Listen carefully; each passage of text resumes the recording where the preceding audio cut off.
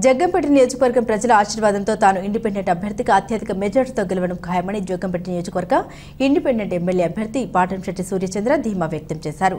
ఎన్నికల ప్రచారంలో భాగంగా చివరి రోజు కిర్లంపూడి మండలంలోని సింహాద్రిపురం, కిర్లంపూడి, జగపతి నగరం తదితర గ్రామాల్లో సూర్యచంద్ర, శ్రీదేవి దంపతులు ఎన్నికల ప్రచారం నిర్వహించారు. ఈ సందర్భంగా పాటంశెట్టి తన ప్రచార రథంపై తన మద్దతుదారులు, అభిమానులతో కలిసి గ్రామాల్లో జోరుగా ప్రచారం నిర్వహించారు. 13 జరిగే ఎన్నికల్లో తన గాజు గుర్తుపై ఓటేసి ఒక సాధారణ వ్యక్తిని అసెంబ్లీకి పంపించాలని కోరారు. గత 5 సంవత్సరాలుగా తాను నిత్యం ప్రజల మధ్యనే ఉంటున్నానని, రేపు గెలిచిన తర్వాత కూడా ప్రజలతోనే మమేకమవుతూ అధికారులను నేరుగా మీ గ్రామాల్లో తన వెంట పర్యటించేలా చేస్తానన్నారు. ఎమ్మెల్యేగా గెలుపొందిన వెంటనే గ్రామంలోని పూర్తి వసతులు, మౌలిక సదుపాయాలు కల్పించి అత్యధిక అభివృద్ధిని అందజేస్తామని హామీ ఇచ్చారు. జగ్గంపేట నియోజకవర్గ ప్రజలు తనకు ఒక అవకాశం ఇవ్వాలని కోరారు.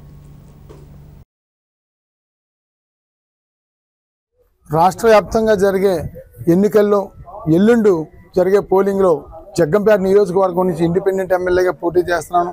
జగ్గంపేట నియోజకవర్గ ప్రజలారా ఒక్క అవకాశం ఇవ్వండి. మీ ఇంట్లో అన్న, తమ్ముడు, బిడ్డలాగా ఉంటాను.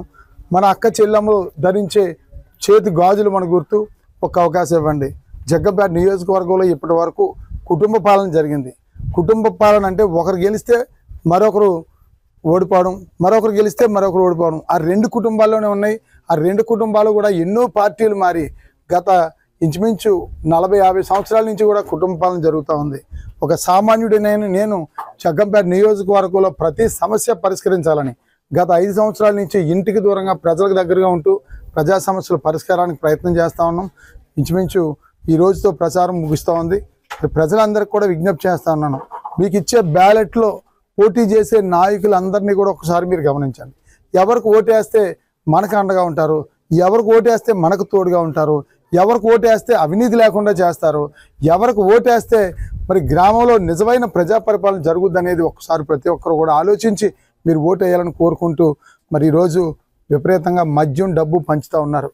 మరి ఇవాళ సుమారు జగ్గంపేట నియోజకవర్గంలో 100 కోట్లు ఖర్చు పెట్టడం జరుగుతూ ఉంది ఒక్కొక్క పార్టీ, ప్రధాన పార్టీలు. మరి 100 కోట్లు ఖర్చు పెట్టి 1000 కోట్లు దోచుకునే పనిలోనే ఉంటారు. రేపు పొద్దున గెలిచిన తర్వాత ప్రజా సమస్యలు పట్టుకోవాలని చెప్పి సందర్భంగా తెలియజేస్తూ ఒక అవకాశం ఇవ్వండి. కోట్లు పంచలేదు అని సూర్యచంద్రకు ఓటేయడం మానేస్తే 5 సంవత్సరాలు మళ్ళీ ఇబ్బంది పడాల్సిన పరిస్థితి వస్తుంది.